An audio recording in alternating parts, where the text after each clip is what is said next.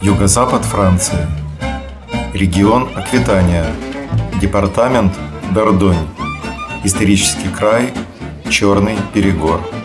Коммуна Сарля-ля-Канеда. Городок Сарля.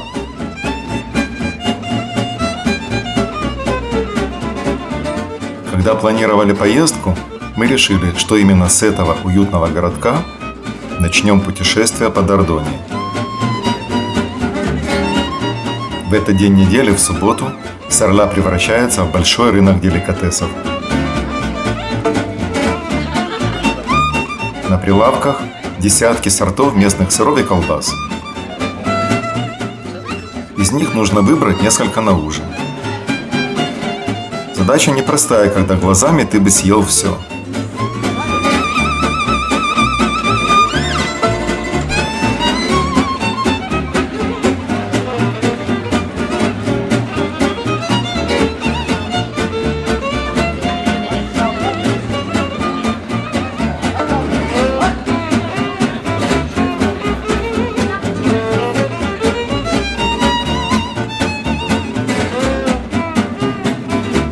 После бесконечных дегустаций и колебаний мы купили все, что хотели. И к сырам подобрали правильное вино.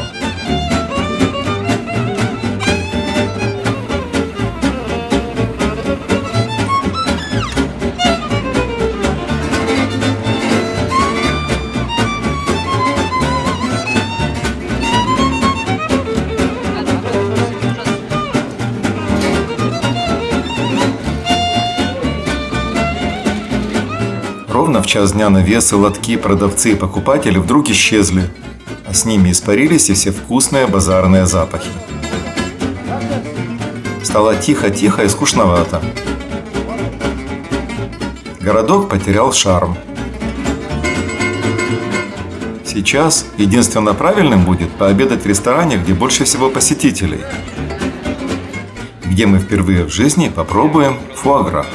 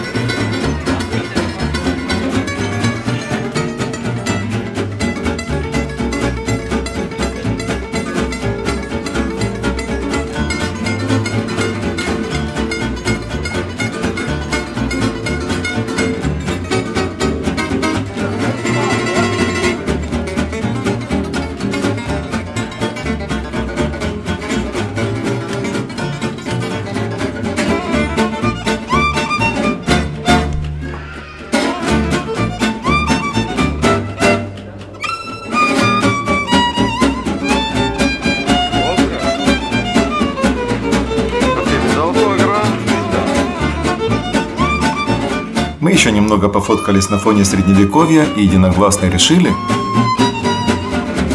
что начали каникулы в правильном месте. И что город Сарля абсолютно обязателен для посещения. Особенно в базарный день.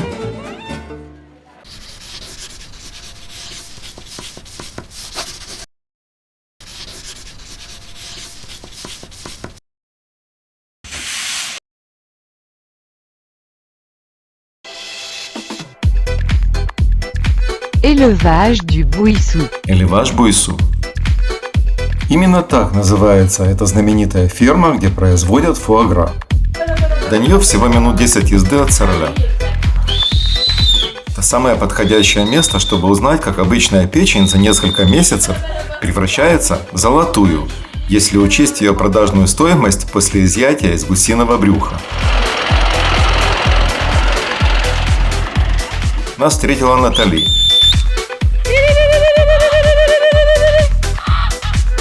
Хозяйка фермы, работница, экскурсовод и продавец в одном лице. And we only use the gray geese, gray one. So they never bite. They are not aggressive.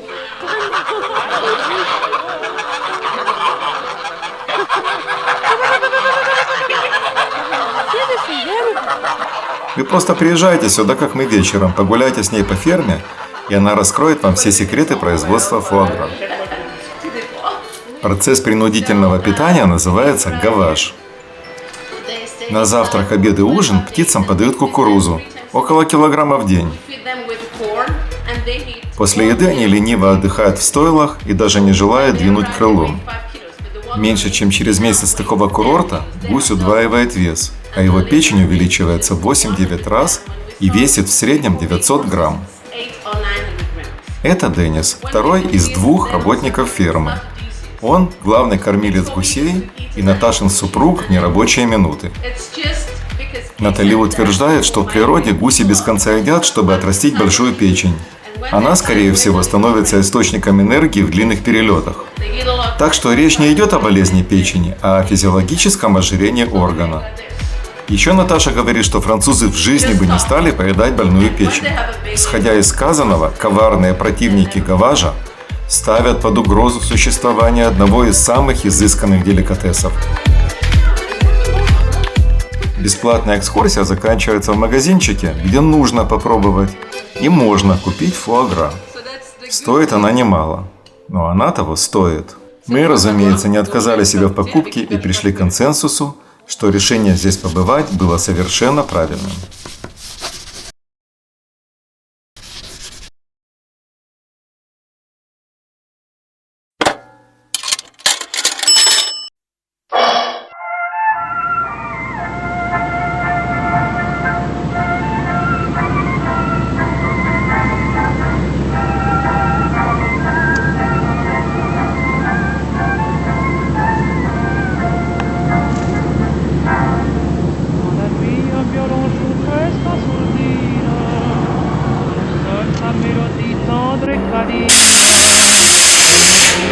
На высоте около 80 метров над Дордонь-рекой, прямо на уступе скалы Мирандол, в конце 19 века проложили железную дорогу.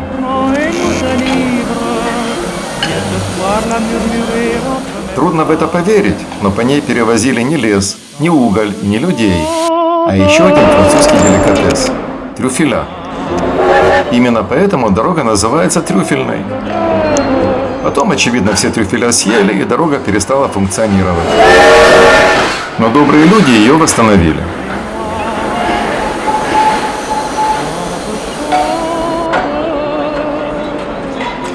Из открытых вагончиков видна зеленая долина реки Дордонь и крыши разбросанных по ней деревенек.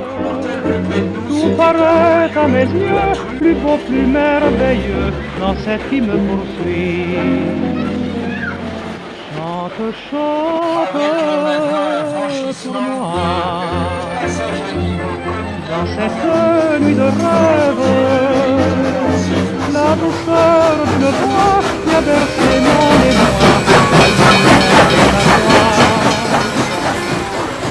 Chante, chante pour moi. Pendant ces heures brèves, lentement dans mon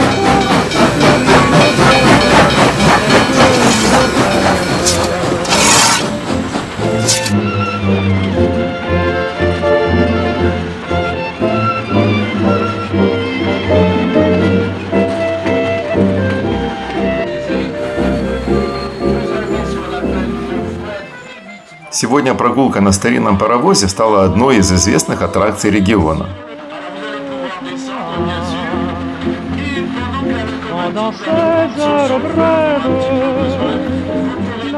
Всего за 40 минут мы успели прокоптиться настоящим паровозным дымом, и поэтому единогласно решили, что сюда можно было не приезжать.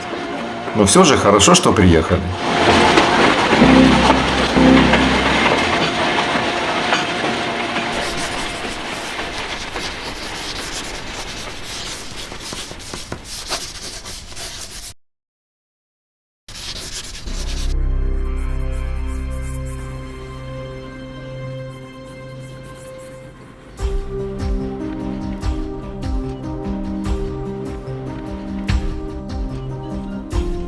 Город с одной улицей. Его населяет 600 человек, а посещают 1,5 миллиона туристов и паломников в год. Он прилепился к почти отвесной 500-метровой скале. Издалека город смотрится нереально красиво. Говорят, что в 1100 каком-то году тут была обнаружена древняя гробница с нетленными мощами святого отшельника Амадура. В средние века это стало поводом построить здесь городок, который по посещаемости сегодня уступает только Мон-Сен-Мишелю, Версалю и башне Эйфеля. Вот это Иерусалимский крест, символизирующий Голгофу. К нему снизу ведет петляющая тропинка Виа Долороса с 13 станциями, где останавливался Христос на скорбном пути к распятию. А эта остановка 14-я и последняя перед ожидаемым вторым пришествием Христовым, когда узрит его всякое око и восплачутся все племена земные.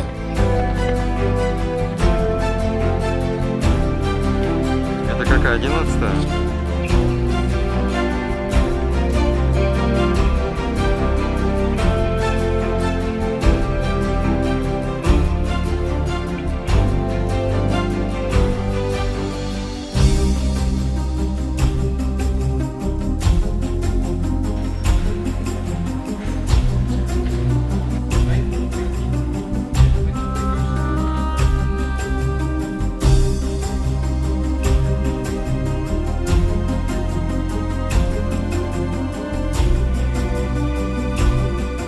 Деревянная статуя черной Мадонны с младенцем и есть главная реликвия Рокамадура.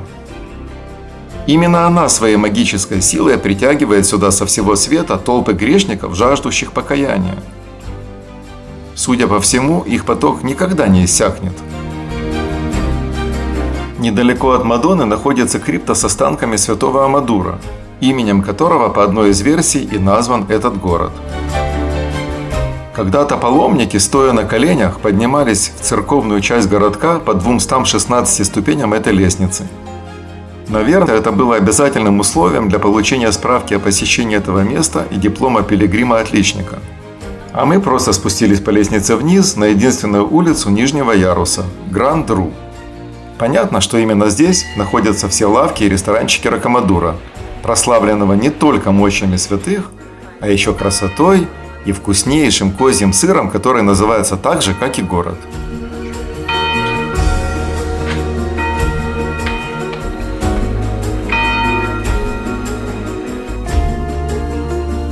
Сомнений ни у кого из нас не оставалось. Посещение этого места обязательно.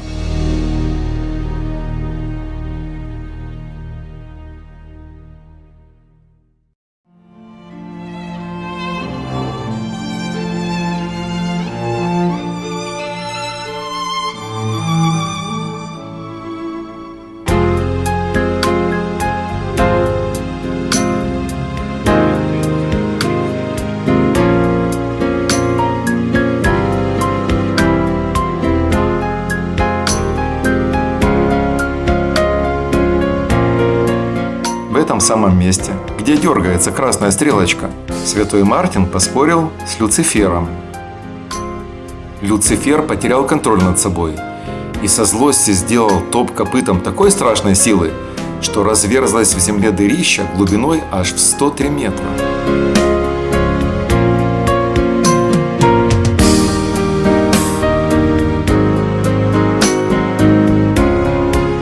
Много веков боялись люди спуститься в эту ямку, и я их могу понять.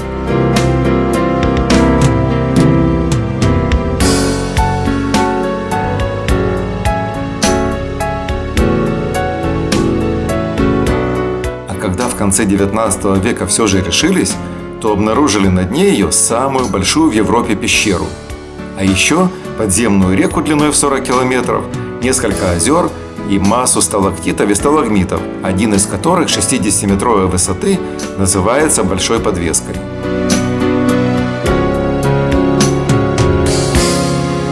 Имя пещеры – Падирак.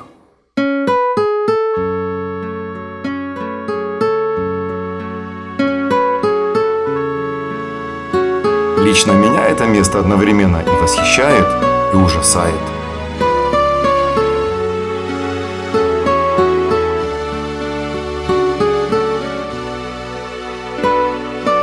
Мы единогласно решили, что сюда стоило приехать.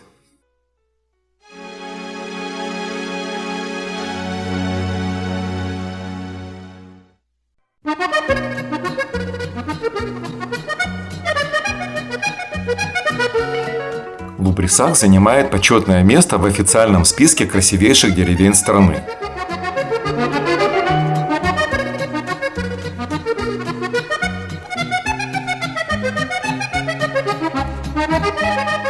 Правда, найти во Франции деревню, которая не попала в этот список, очень непросто.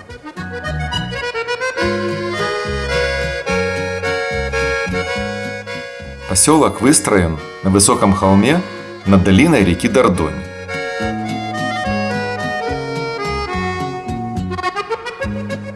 Кроме нас, ни одной живой души. Тишина звенит.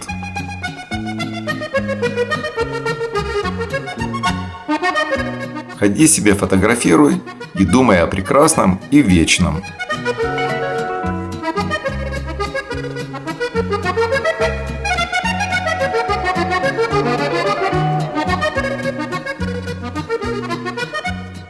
В IX веке все началось с аббатства на берегу тихой реки Дордонь. Вокруг аббатства постепенно вырос маленький городок со своей большой историей бесконечных религиозных расприй и войн. Сегодня, особенно вечером, Балье-сюр-Дордонь спокоен, умиротворен и фотогеничен.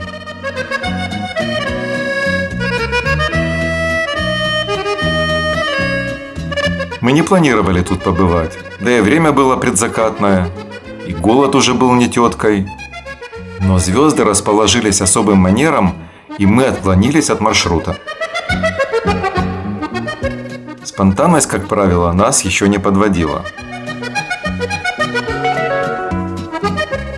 Эту деревню населяют всего 425 жителей, а туристов приезжает 800 тысяч в год. Это не шутки. Деревне много веков от роду, но покраснела она в 15 веке, когда архитекторы решили строить дома из местного красного песчаника.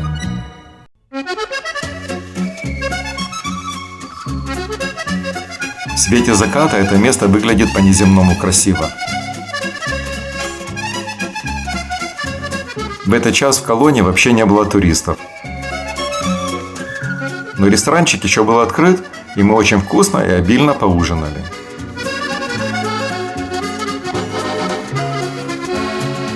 Если бы длинный список самых красивых деревень нужно было сократить до одной, я бы оставил в нем именно Колонь-Ля-Руж.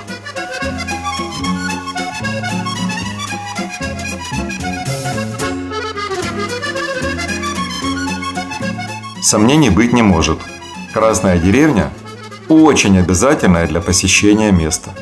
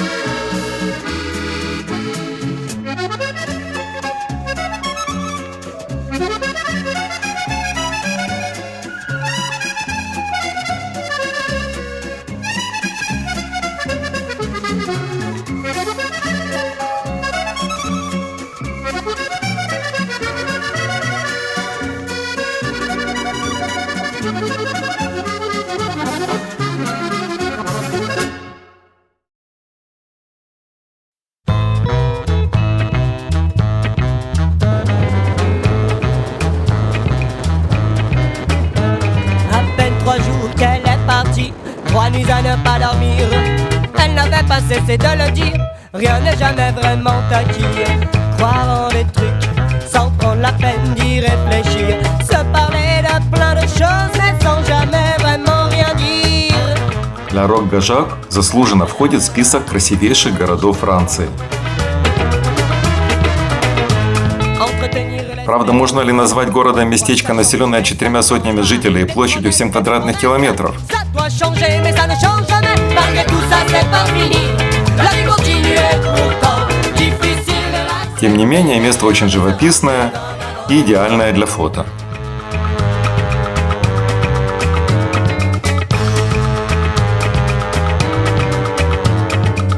Sans mentir, mais sans dire toute la vérité. La confiance baisse, le temps passe sur l'amour soi-disant partagé. Car l'égoïsme, la jalousie font vivre ensemble chacun de son côté. Улиц в городе одна, и с нее открывается чудный вид на реку.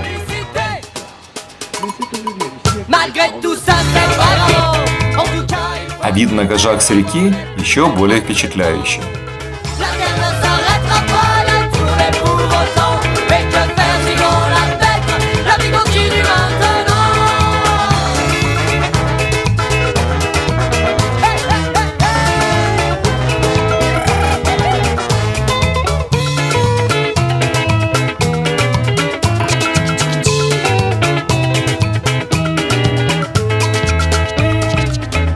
Alors les gens me disent, avant, c'est parfois ça sur les toits déjà rêvé. Non.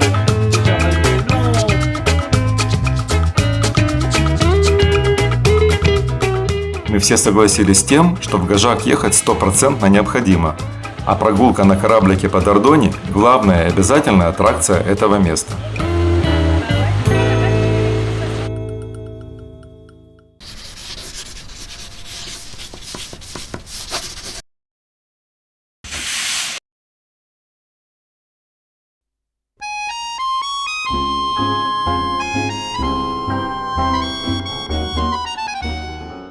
22 гектара вечно зеленой изумрудной прелести на высоком скалистом отроге.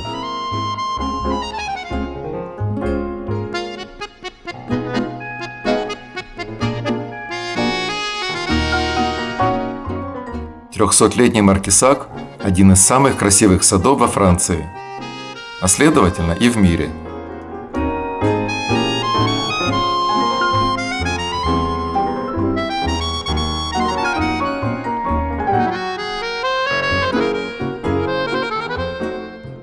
Он поражает своей ухоженностью, фантазией садоводов, обилием редких растений и видом на долину Дордоне с парковых террас.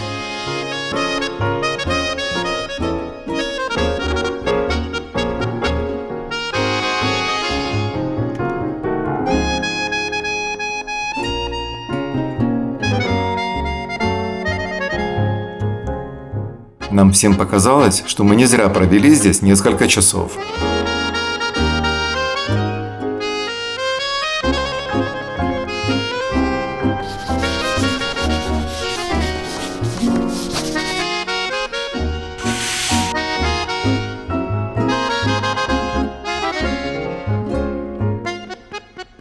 Последними в нашем путешествии по Дордоне и приятными во всех отношениях оказались поездки в 3 знаменитых замка: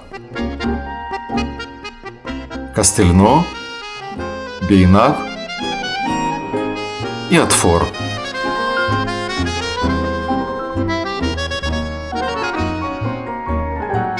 Я не стану о них много говорить. Замки как замки. Но они внушают уважение к тем, кто их построил. И еще больше к тем, кто их сохраняет.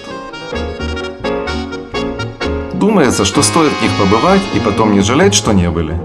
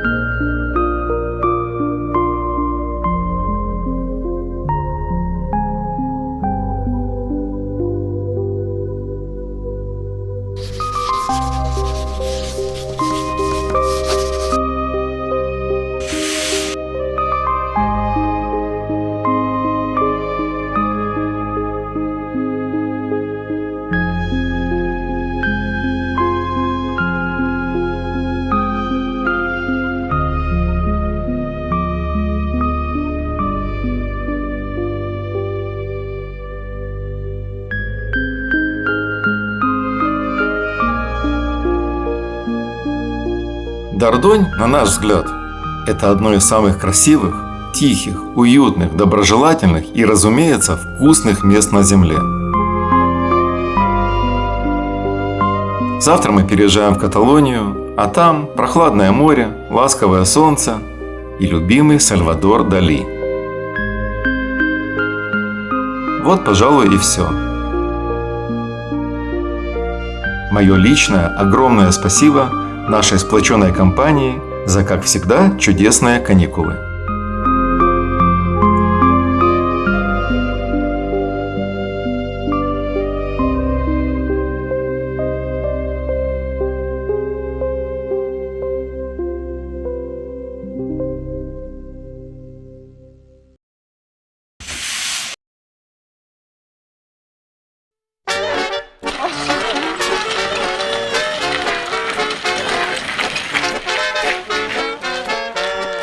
J'aurais bien voulu pour passer le temps te serrer dans mes bras amicalement, mais le temps qui passe n'est pas à tes yeux un argument apparemment suffisant. Alors je reste à ma place et tu restes à ta place, mais quitte-moi cet air suffisant. Alors tu restes à ta place et je reste à ma place, en attendant vivement le printemps.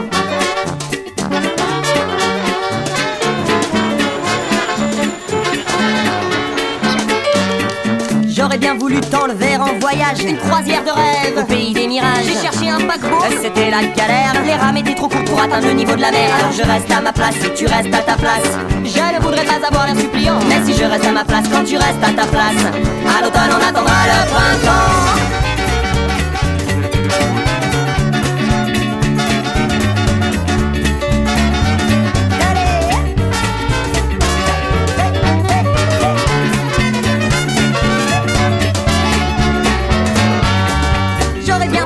Agir virilement, me jeter sur toi, t'arracher de mes vêtements. J'ai su rester digne, ou alors un peu niais. J'en bouffe encore ma casquette et j'ai du mal à digérer que je suis assis en face et pas à tes côtés. Qu'à tes côtés y'a plus de place et que je ne peux pas rester. Même si c'est juste en face, c'est juste pas assez. C'est pas juste tout court et je me sens comme condamné. J'aurais bien voulu avoir une pêche d'enfer, te sourire sincèrement, te dire ouais ça va super. J'ai du mal à mentir, surtout quand c'est pas vrai. J'ai l'ego dans les chaussettes et les godasses sur le point de craquer. J'aurais bien voulu être un de ces gars qui ne craint ni la pluie, ni la nuit, ni le froid. Au menton carré, qui ne pleure jamais, qui s'en va sans regret. Qui s'en va sans regret. La queen, qui le hérite. J'aurais tant voulu qu'on en reste là, tourner les talons, merci, ciao, basta. Mais j'ai le cœur en mousse et la tête en bois. Même si j'ai la frousse, ça ne m'empêchera pas de traverser la brousse, de graver l'espoir, de tendre le pouce pour partir avec toi. Même la mort rousse ne m'arrêtera pas jusqu'à ce que tu m'ouvres la porte de tes bras. J'aurais bien voulu être un de ces gars qui ne craint ni la pluie, ni la nuit, ni le froid. Au monde carré, qui ne pleure jamais, qui s'en va sans regret. Qui s'en va sans regret. Qui s'en va sans regret.